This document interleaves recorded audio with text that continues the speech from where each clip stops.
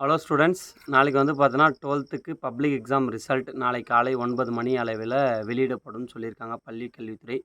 So 12th மாணவர்களுக்கெல்லாம் இந்த night கொஞ்சம் பதற்றமாக இருப்பீங்க. நம்ம எதிர்பார்த்த மார்க் வருமா அப்படின்னு சொல்லிட்டு.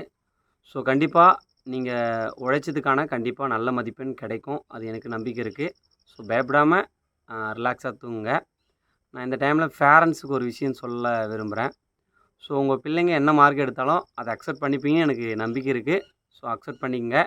ஸோ செலப்ரேட்டும் பண்ணுங்கள். ஏன்னா அவங்க வந்து என்ன தான் 10th ஒரு பப்ளிக் எக்ஸாம் எழுதிட்டு வந்தாலும், 11th என்ன தான் ஒரு பப்ளிக் எக்ஸாம் எழுதிட்டு வந்தாலும் 12th மார்க் தான் அவங்களுடைய காலேஜை நிர்ணயிக்குது. ஸோ அதனால் அதை ஒரு செலப்ரேட் பண்ணுறது ரொம்ப ரொம்ப ஒரு முக்கியம். ஏன்னா அவங்களுடைய பள்ளி பருவம் அதோடு முடியுது. அதோட காலேஜ் லைஃப்பில் என்ட்ரி ஆகிறாங்க. ஸோ இதை பேரண்ட்ஸ் எல்லாம் கண்டிப்பாக செலிப்ரேட் பண்ணுங்கள்.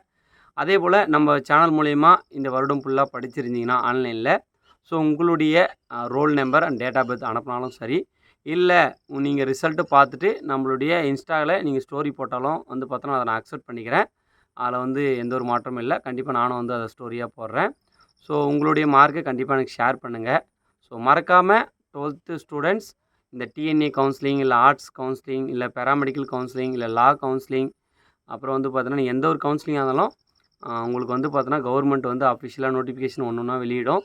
ஸோ எல்லாம் பொறுமையாக பண்ணுங்கள். அவசரப்பட்டு எதையும் போய் தவறுதலாக எதுவும் பண்ணிடாதீங்க. வெயிட் பண்ணி பொறுமையாக நிதானமாக பண்ணுங்கள். கண்டிப்பாக நல்ல மார்க் கிடைச்சா நல்ல கல்லூரியில் கிடைக்கும். எல்லாருக்கும் நல்ல மார்க் வரும்னு நானும் ப்ரே பண்ணிக்கிறேன். ஸோ நாளைக்கு உங்களுடைய டே. ஸோ எந்த மார்க் வந்தாலும் அக்செப்ட் பண்ணிக்கங்க ஸ்டூடெண்ட்ஸ். எந்த ஒரு தவறுதலான முடிவும் எடுக்கக்கூடாது. அது என்ன மார்க்காக இருந்தாலும் நீங்கள் அக்செப்ட் பண்ணிவிட்டு அதை ஏற்றுக்குன்னு அடுத்த கட்டத்துக்கு நகர்றது தான் ரொம்ப ரொம்ப ஒரு முக்கியமான தருணம். ஸோ எல்லாருக்கும் ஆல் தி பெஸ்ட்.